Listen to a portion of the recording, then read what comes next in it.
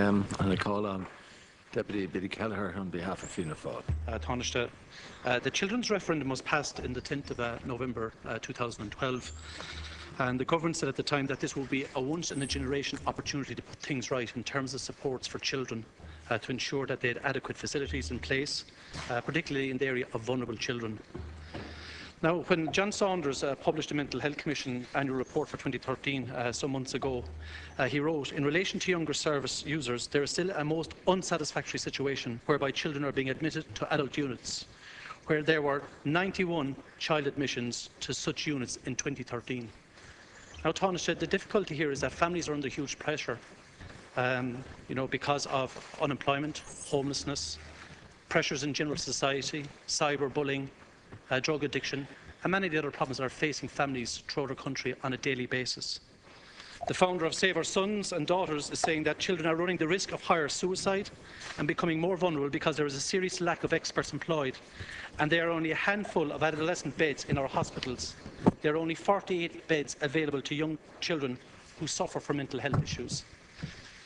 Now, Minister, this is a very serious position that we find ourselves in, that in 2014, 2 years after the children's referendum, that we still have a situation where adolescents who have psychiatric problems, who may have self-harmed, attempted suicide, are still being admitted to adult units, which is wholly inappropriate.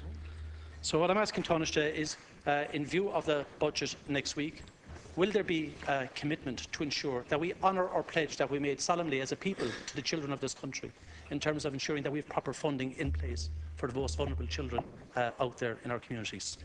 Thank you, Deputy. Well, the Deputy will appreciate that I'm not at liberty at this point to disclose details of the budget, so I can't indicate that to the Deputy. But what I will say is that there are extensive and intensive ongoing discussions between the Department of Public Expenditure and Reform, Finance and Minister Varadkar as Minister for Health and Minister Kathleen Lynch. In relation to the whole area of mental health funding, as I think is well known, the funding that has been provided over the period of this government, and also the policy developments which have happened, and some of which you mentioned there, have been widely welcomed by different groups dealing with mental health issues. You specifically mentioned adolescent and child mental health services, and also the issue of suicide potential and suicide in relation to young people. So there's a new framework document for suicide prevention for the period 2015 to 2018 is being developed. This is going to build on the current strategy, which, as I said, has been widely praised by people involved in the area as being one of the best outlines of how to proceed in relation to a very, very important area of overall health and well-being for people in the country. So it's going to build on the current strategy, and the objective is to have the strategy and the framework in place and completed by the end of this year. Obviously, Budget 2015 and the discussions of both Minister Varadkar and Minister Lynch with the Department of Public Expenditure and Reform will then determine the specific allocation of resources. Your question also concentrated heavily on the number of beds. Well, I think the objective would be, as far as possible in relation to young people, to have them treated and assisted in a community health environment. I think, Deputy, that that's generally reckoned to be the best way of approaching difficulties that young people have. As The number of community health centres, as you know, is now well over 30. I think it's 37 at this point in time. And I don't know if you've had the opportunity to visit many of the new community health centres, but the provision of community-based mental health services is a vital element in the development of these new centres. Thank you. Deputy Kelleher. Well, Tánaiste, the difficulty is we don't want to be overly political on this issue. As I said, it was more or less embraced by the Irish people in the context of the children's referendum. I think they spoke loudly that they wanted supports put in place. It wasn't just about, at the time, about children's rights. This was also about resources. And people were quite clear in that there had to be a commitment made not only to fulfil the rights obligation, that the resources would be put in place. Now, by any stretch of the imagination, the commitment of your government, Tánaiste, has not been great in the area of mental health. The ring fencing of 35 million, for example, was not spent. Only 20 million of that 35 million was spent. We still haven't read the recruitment that was outlined in that programme. We're still waiting for those recruitment processes to be completed. Career guidance counsellors in schools were cut in the last number of budgets. So the idea that, you know, while we talk about commitment to the area of mental health in young people, the bottom line is the money has not been put in place. The resources haven't been put in place. And even by the admission of this government, in the programme for government, they talked about ring fencing 35 million for mental health, and only 20 million of that was spent. And we're still going through the recruitment process that should have been completed last year. And in the meantime, we have Save Our Sons and Daughters and other advocacy groups who advocate on behalf of the most vulnerable are saying quite clearly that young people who have mental health issues simply do not have the places to go in terms of seeking treatment and support, and are being admitted to adult psychiatric units, which is simply unacceptable according to everybody involved in the treatment of adolescents with mental health issues. So, while I don't expect you to outline the budget, even though you have been quite good at outlining parts of the budgets in previous times, we do want a commitment that they will fulfil the commitments made in the programme for government with regard to mental health, in regard to recruitment and places for adolescents suffering from mental health issues. Thank you. Well, I think that on any fair examination of what has happened in terms of mental health services and the development of policy, I think that any fair person would say, as do many of the experts in the field, that in fact we now have and have evolved a set of world-class standards in relation to the way to proceed, on which there's been widespread agreement, whether among the kind of groups and organisations you're referring to or among the experts. The critical thing is that we don't want any adolescents or children in facilities designed or used by adults.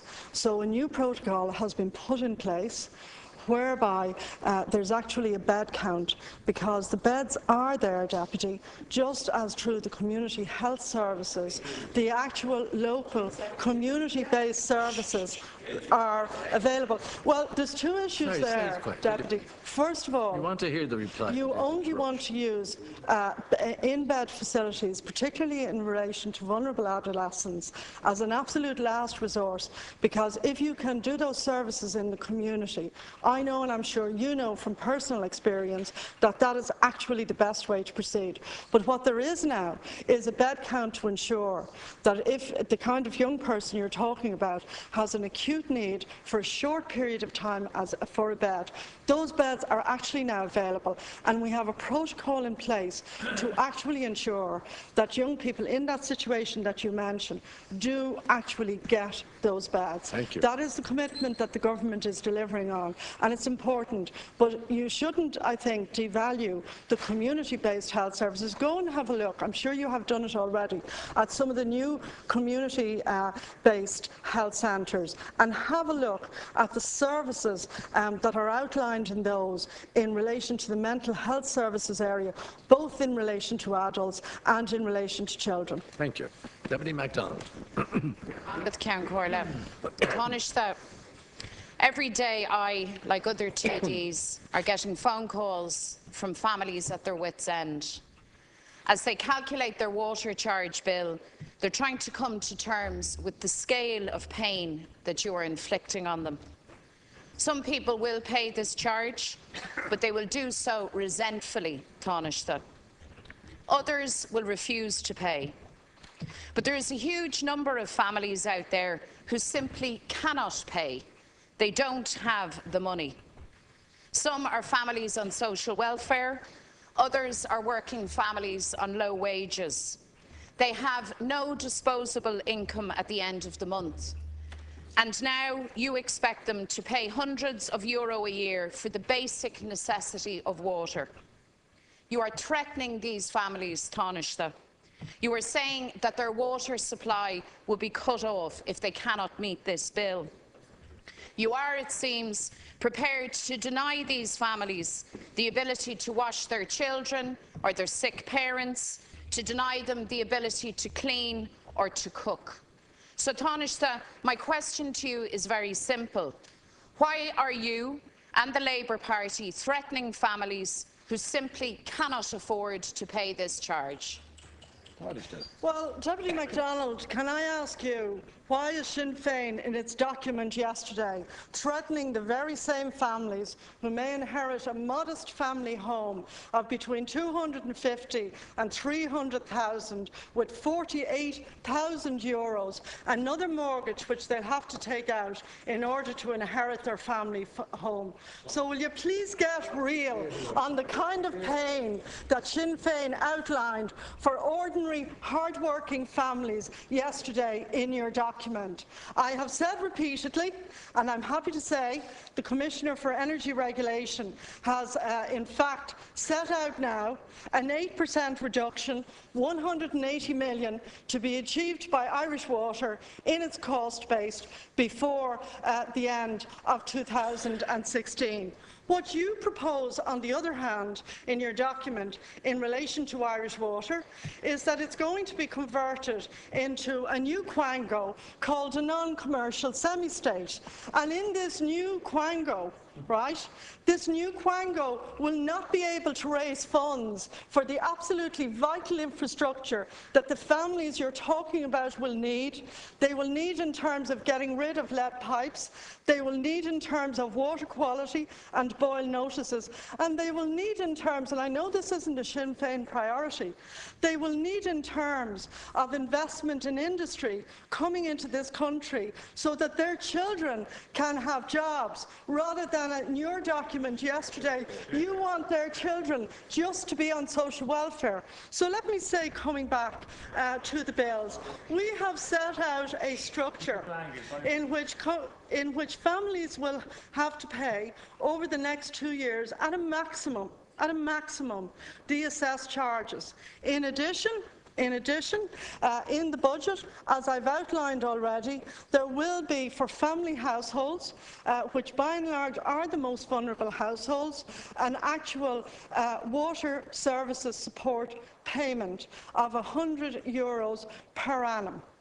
And that will actually go a significant way to meet the costs and defray the costs of water charges for many of the families that understandably you're concerned about. But, you know, just travel kind of 100 miles north, and Sinn Féin has no problem with families paying an average, to include water admittedly, an average of 950 euros on modest 2- and 3-bedroom houses in estates very similar to the estates that we have here. So, you know, your arguments simply don't add up. You can't say of Irish Water that you will cripple it from raising funds on the international market to address the severe deficiencies and the environmental and health issues which how water has been dealt with in this country give rise to. And instead, you will cripple the company from raising funds, but then you will push those costs on the taxpayer. Roughly, it's going to cost the taxpayer 500 million to do what you propose in your document. And all I can say is that in the end, as we know from the difficult years of what happened after the bank collapse and what happened after the construction collapse, is that everybody in this society, on low income and on high income, will have to pay the costs of the outline of the new Irish Water Quango non-commercial state company that you have flown the flag for. It's extraordinary, I have to say. Thank you. You need to go back. You would need to go back to something like the 1920s or 30s, to actually find the kind of structure that you've flown the flag for yesterday. Well, Tánaiste, once again, and unsurprisingly, you refuse to answer a very simple question. And you come in here week after week and you abuse leaders' questions and refuse to give straight answers. Maybe you're just incapable of giving a straight answer. Let me give you an example. Let me give you an example of an individual who came to my office. He's out of work. His rent allowance has been cut. He is barely struggling by just now. He produced the envelope, the form, and he said to me, he said, Mary Lou, this is the end of me. This is the end of me. I cannot, under any circumstances, pay this bill. So I want to know from you, Tánaiste, why it is that you are threatening people like this man and so many, many others, threatening them that if they don't meet this bill, that you will cut off their water supply. I want to know how you stand over that position as Tánaiste and as Minister, as leader of the Labour Party. How do you stand over that position? Thank you. People cannot pay. So what happens to those people? You cut off their water supply, something as basic as water. You threaten them, you harangue them, and then you won't answer the straight question here in the Dáil chamber. Shame on you, Tánaiste. You ought to be ashamed that that is your position in government, as should your colleagues on the Labour benches. Would you hold on. Well, I understand yesterday that your leader, on how many houses does he have? It's 2 or 3, maybe it's even 4, I wouldn't know, but he's going to pay. Can I just say in relation to this gentleman, and I don't know what age he is, you might give us an indication of his age perhaps. For somebody like that, the first thing I would actually ask you to do, he's been out of work for a while, and obviously the man wants to try and improve his situation. Could you please ask him to contact the local Intrio office if he's in Cabra or in Finglas, and we will actually help him. So don't shake your head at the idea that somebody would go back to education, to work, or to community employment, right? In fact, I think you, by and large, support community employment, the last time I heard. That he should, if you want to improve his situation, the first thing I think, depending on the age of the gentleman, you didn't indicate what age he is that we should try and help as a society to get that man who probably lost his job through no fault of his own back to work. The second thing is, and this is a big Sinn Féin lie, you prepared the propaganda and you obviously have worked this one out. It's a big Sinn Féin lie. Nobody's water supply is going to be cut off. Why? Because the law doesn't allow Irish Water to cut off people's water. Will I repeat that? It's not allowed to be cut off. Anyway, the law in Ireland does not allow the man's water to be cut off. You said that the man is financially challenged. I accept that. I absolutely accept that the poor man probably lost his job through no fault of his own. I think you as a party, and you maybe as public representative, would get a lot of profit for that man and his family if he has one, or if it's just him on his own, by actually helping him back into education, or community employment, or now I noticed. Sorry, please, with your respect to chair, we're over time. Can't pay this bill. Okay, but can you not help the man back to education, back to work? Why didn't you do that? But you're anti-people advancing. That's the problem. Deputy Joan Collins. Will you allow the person who's asking the question the courtesy of silence, please? And allow the person who's responding the courtesy of silence. And try and keep your mouth shut just for a few minutes. It's only a few minutes. No. Ceann Comhairle, I want to raise the issue again with the Tánaiste, and it's the issue of protests against the installation of water meters, which are taking place in big estates across the city and country. And I want to state that, contrary to what the Taoiseach said when I raised this issue last week, that these protests are being organised by outsiders, and that is not the case. It is not, as he said, the so-called usual suspects, but they're taking place spontaneously with local residents, with children demonstrating their objections to the water charges. I want to raise the question of the right to engage in peaceful protest, as guaranteed under the Article 40 of the Constitution, and that is the right to assemble without arms. These protests have been taking place peacefully until someone somewhere decided to change that decision. We now have a position whereby peaceful protests are being forcibly broken up by large numbers of Gardaí. People have been manhandled, pushed, pulled and shoved, and in some cases in a very aggressive manner. There have been numerous arrests. I want to give you an example of a very small estate, 27 houses off Clanbrassil Street in my constituency. Only 27 houses, but 19 Gardaí were brought in there to protect the Irish, so-called protect the Irish water workers. One resident was taken to hospital yesterday with an ankle injury, and in Clare Hall, 26 Gardaí were involved, taken from stations across Dublin. And there was a switch today to St Donoghue's and Donaghmede, where over 100 residents have come out in protest, and there's a large Garda presence again, and there's been 2 arrests. Is this not a strange use of limited Garda resources? And does it not raise the question of political policing? Is it right that the police force are mobilised to break what is popular resistance to an unjust tax? These protests are going to spread, Tánaiste. It's not sustainable for the Gardaí to have such numbers policing these protests, which last all day.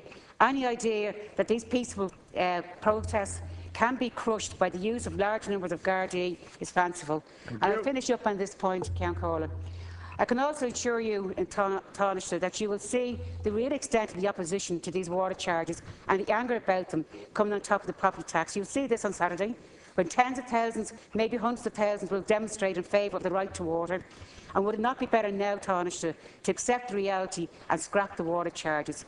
A motion condemning the heavy-handed tactics in trying to suppress these protests was passed this week in Dublin City Council. The Mayor and Dublin City Council has indicated he wants to meet the Garda Commissioner, and he's unhappy with the actions of a small number of Gardaí.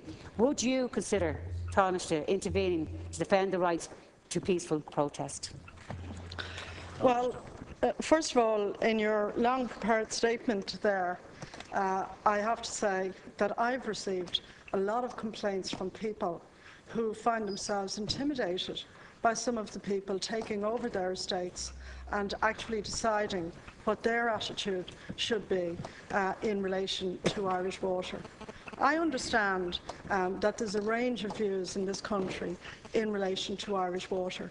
A lot of people, this may come as news to you, want to see the very bad situation that has existed in relation to investment in our water changed and turned around. We have problems ranging from people in the country who are on boil water notices because the water infrastructure is totally deficient. We have lead pipes in significant parts of our urban areas, which for the sake of older people and for the sake of children ought to be removed by a vigorous and expansive investment programme.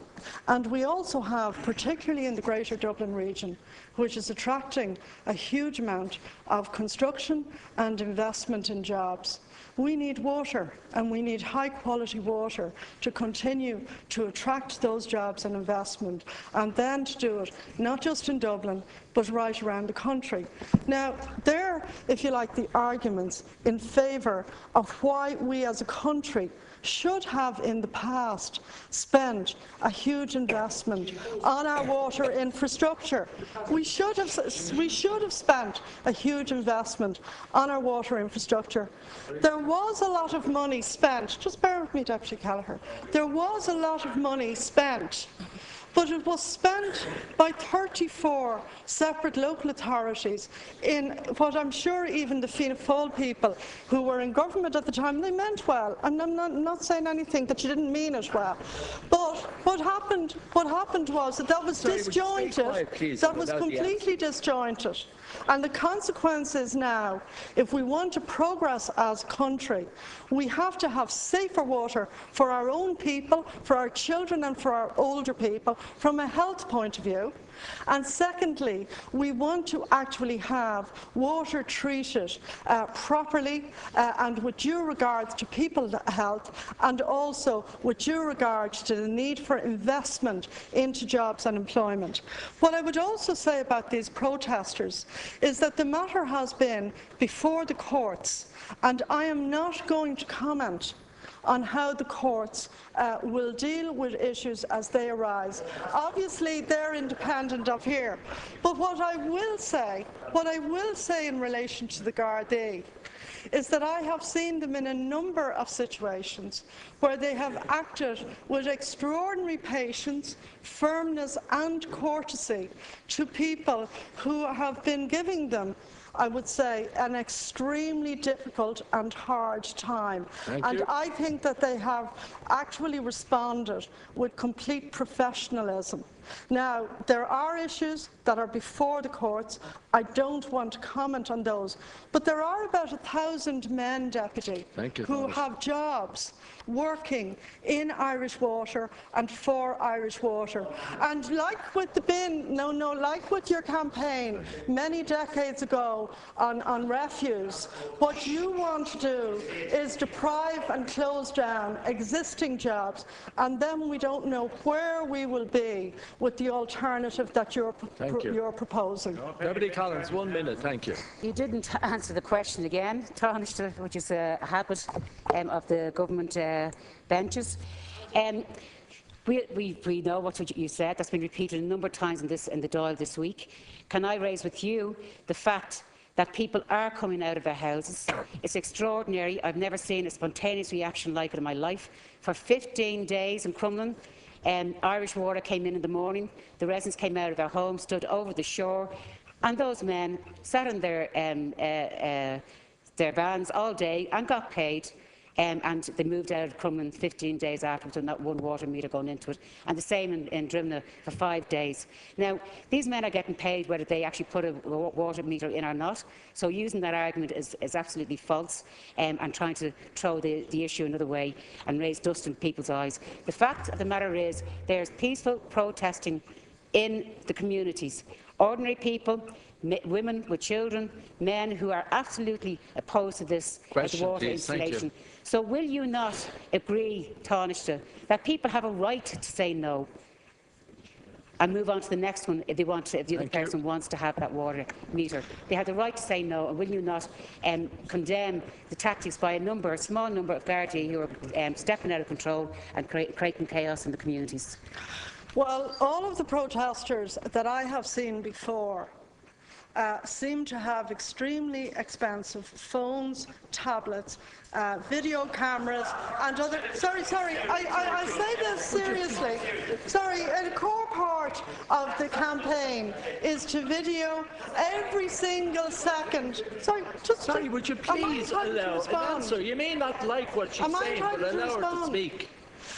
There has been the most extensive filming in relation to any of these actions that I have ever seen anywhere. Hollywood would be in the halfpenny place compared to what's done here. Right?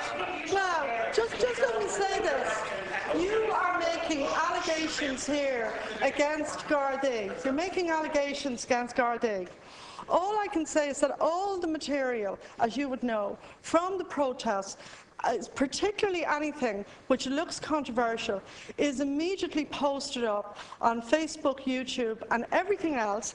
I certainly have a look at that from time to time, and all I can say is that if you can show, with all of the filming that's going on, if you can actually say, as you're suggesting here, that the Gardaí are behaving improperly, I don't think all the extensive filming which has been going on shows that. Now, there's absolutely, certainly, on all the films, quite a lot of confrontation. But as I said, the matters, Deputy, and you don't appear to accept this, some of these matters have been before the courts, and in that case the Gardaí may have a duty in the context of court orders. I'm not going to comment on that because the courts have their job to do. But just let me say this. I think that nowadays you pay your bin charges to a privatised refuse company.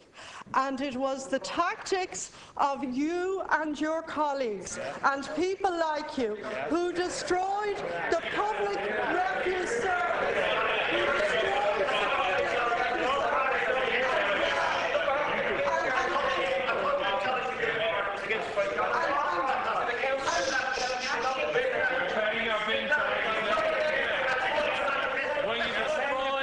City Council. Listen, as a minister, I think you should show greater restraint and resource leader. Now, would you please? This sort of rowdyism doesn't appeal to anybody. Doesn't appeal to anybody, and come up to my office and listen to the complaints. And the same individuals are involved every day. Now, would you please? We're in a democratically elected chamber, and people are entitled to their views and express them properly, not to be shouted down. I just have one final sentence to say, and it's this. If you have evidence in relation to the matters that you're raising, I think that you should bring them to the Gardaí, because the Gardaí clearly operate in this country as a very professional force. Thank you. And I think that you should also bear in mind, notwithstanding what you said earlier, that a lot of people do not like some of the people, not all of them, but some of the people who've arrived in estates to organise, arrange and create blockades. And they actually would like those people to leave their estates. Thank you. Are they going to say that when there's a large organised protest? Not particularly, for reasons you understand and I do, but privately that's what they're telling people. And the last point is this.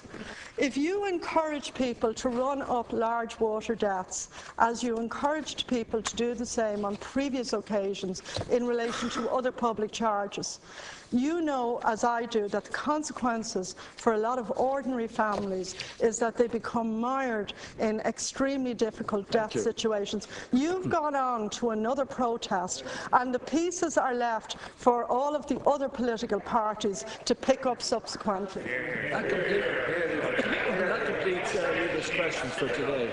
And I move on to the